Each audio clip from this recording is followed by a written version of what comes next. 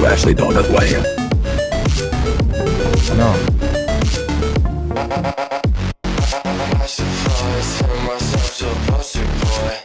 Boomy's death wouldn't be in vain, because throughout everything that had happened, I now had a pretty decent idea of who this invisible player could be, and why they were doing this. And when I got the chance, I wouldn't hesitate to ruin everything they were trying to do.